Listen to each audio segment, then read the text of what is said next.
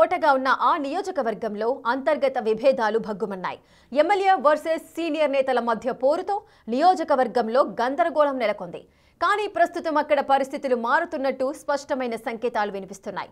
MLA తన వ్యూహాన్ని మార్చుకుని దూకుడుగా జనాల్లోకి వెళ్తుండటం, కీలక నాయకుల పర్యటనల్లో పంచాయతీలు లేకపోవడం చూస్తుంటే అక్కడ టీడీపీలో విభేదాలు సమసిపోయాయా?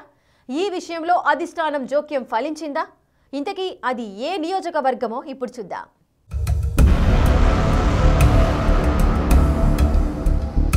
నిత్యం 3 పువ్వులు 6 కాయలుగా విభేదాలుండే సింగనమల నియోజకవర్గంలో శాంతి మంత్రం ప్రతిధ్వనిస్తోంది. నిన్న మొన్నటి వరకు ఎమ్మెల్యేకు వ్యతిరేకంగా ఉన్న నాయకులు కలసిపోయారా, లేక తుఫాన్ ముందు వచ్చి ఉన్న ప్రశాంతమా అని చర్చించుకుంటున్నారు. వాస్తవానికి సింగనమల నియోజకవర్గానికి ఒక ప్రత్యేకమైన సెంటిమెంట్ ఉంది. ఇక్కడ ఎవరు గెలిస్తే ఆ పార్టీనే పైన అధికారంలోకొస్తుందని సెంటిమెంట్ ఉండేది. గత 30 ఏళ్లుగా అదే సెంటిమెంట్ వర్కౌట్ అవుతూ వస్తోంది. కాంగ్రెస్ అధికారంలో ఉండగా శైలజానాథ్ కాంగ్రెస్ అభ్యర్థిగా ఇక్కడి నుంచి ప్రాతినిధ్యం వహించారు. ఆ తరువాత టీడీపీ నుంచి సమంతకమణి, ఆమె కుమార్తె యామిని బాల మంత్రులుగా ఎమ్మెల్యేగా ప్రాతినిధ్యం వహించారు. ఆ తరువాత 2019లో వైసీపీ నుంచి జొన్నలగడ్డ పద్మావతి ఎమ్మెల్యేగా గెలిచి 2024 ఎన్నికల్లో టికెట్ కూడా సాధించుకోలేకపోయారు. టీడీపీ నుంచి అప్పటికే ఒకసారి ఓడిపోయిన శ్రావణి 2024 ఎన్నికల్లో మంచి మెజార్టీతో తొలిసారి ఎమ్మెల్యేగా గెలుపొందారు.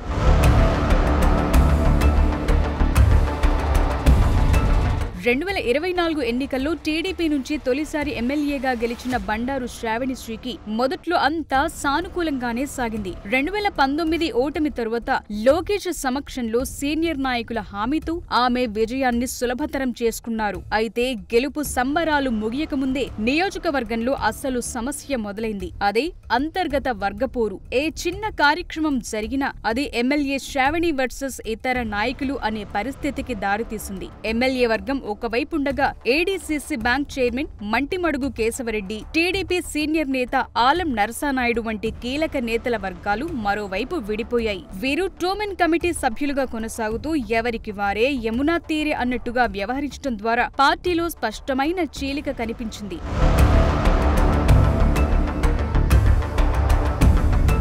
గత కొంతకాలంగా ఈ విభేదాలు కాస్త తగ్గుముఖం పట్టినట్టు కనిపిస్తోంది. సింగనమల ఎమ్మెల్యే బండారు శ్రావణిశ్రీ తన నియోజకవర్గంలోని గ్రామాల్లో వరుస పర్యటనలు చేస్తూ ప్రజల సమస్యలు విని అభివృద్ధి కార్యక్రమాలను పరిశీలిస్తున్నారు. టీడీపీ అధికారంలోకొచ్చిన తరువాత ఆమె గ్రామీణ ప్రాంతాల్లో ఫీల్డ్ పరిశీలనపై ఎక్కువ దృష్టి పెడుతున్నారు. ఇది పార్టీలోని మునుపటి విభేదాలను సర్దుబాటు చేసుకునే ప్రయత్నంగా కూడా కనిపిస్తోంది. ఎందుకంటే గత 16 నెలలుగా ఆమె చేసిన మంచి కంటే నెగటివ్ అంశాలే జనాల్లో ఎక్కువగా వెళ్లేవట.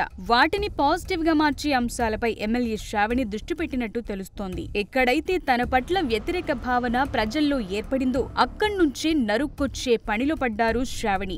సాధారణంగా జిల్లాలో కీలక నాయకుల పర్యటనల ముందు సింగనమలలో వర్గ విభేదాలు పతాక స్థాయికి చేరేవి. ప్రత్యర్థి వర్గాలు ఏదో ఒక పంచాయతీని పెట్టుకుని నేరుగా నాయకులకు ఫిర్యాదులిచ్చేవి. కానీ ఇటీవల ఉమ్మడి అనంతపురం జిల్లాలో నారా లోకేష్ 2 రోజుల పాటు పర్యటించినప్పుడు సింగనమల నుంచి ఎలాంటి అంతర్గత ఫిర్యాదులు, పంచాయతీలు లేకపోవటం నిజంగా ఆశ్చర్యకరమైన విషయమేనట.